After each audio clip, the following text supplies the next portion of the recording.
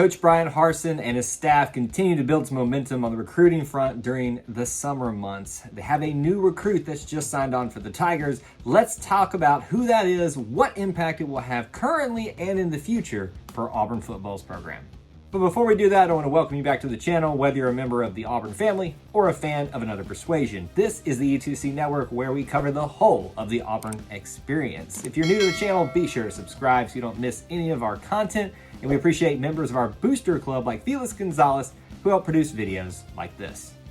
Auburn fans have been itching for more news when it comes to the recruiting front this summer. Most will probably assume that there hasn't been enough, but in my opinion, there's been a lot of the groundwork being laid that we just haven't seen the fruits of yet. But I will admit, it is nice to have a little bit of exciting news to talk more and more often in terms of actual commits deciding to go with the Auburn Tigers specifically for the 2023 season. That is what we have coming up here. The 2023 class has another commitment in Wilky Denaud. Now, I will admit I'm not super confident that I'm pronouncing that correctly, but that's just kind of the nature of the thing here. So Wilky Denaud is what I'm going to say for now. But he comes to us out of John Carroll High School in Fort Pierce, Florida. He decided to pick Auburn over teams like Florida State, obviously an in-state school, Tennessee, and Indiana.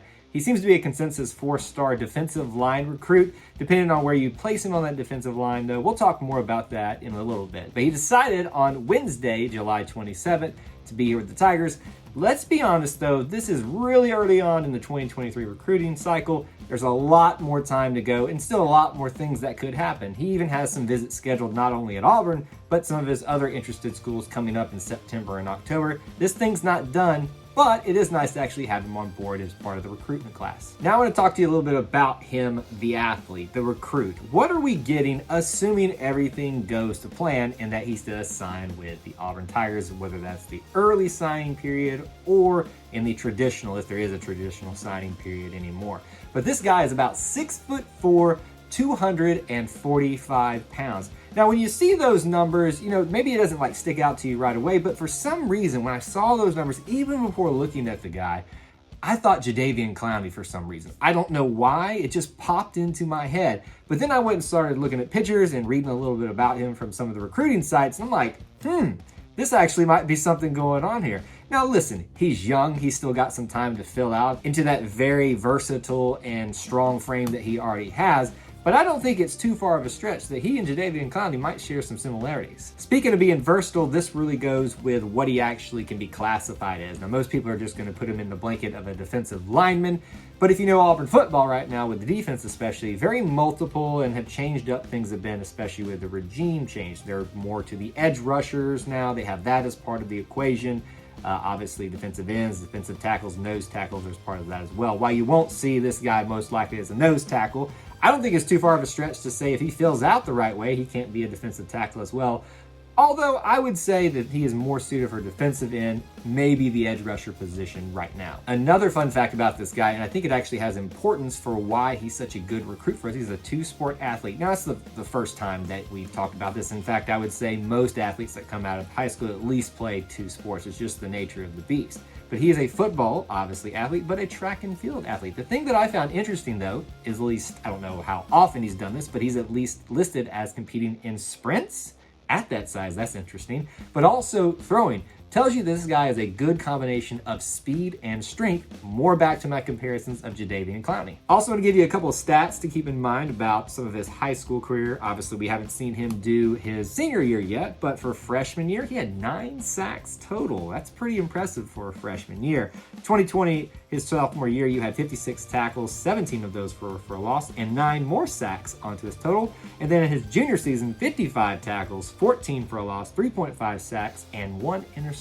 added to that. When you talk about versatility, whether it's measurables, what position he can play, he's a very versatile guy in terms of stats he contributes on the field. This is the part of the video where I always like to talk about what it means for Auburn football, obviously currently with this class, but what it means for the future and any other little interesting stories that I think come out of this particular commitment, and specifically Wilky Denaud.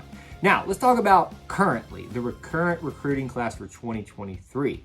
When you talk about numbers and breaking that down that way, you've got 5 total commitments as of this moment. Obviously, things can change, people can decommit, things like that, but that is 5 total commitments for the 2023 class.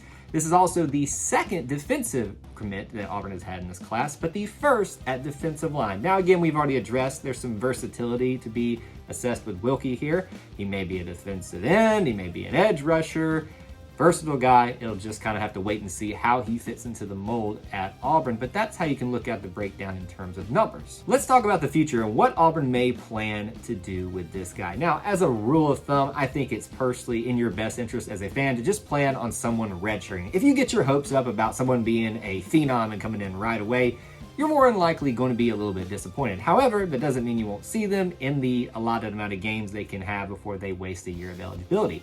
However, this might be a case where you actually see a guy come in early and as a true freshman and contribute very often, very early. And I think that's the case. We talked a lot about his versatility as a positional type of player in terms of his measurables and what that provides him as well. But I think it goes even beyond what Wilky himself provides for the Auburn Tigers. I think it goes back down to depth chart and what's available for the Tigers there.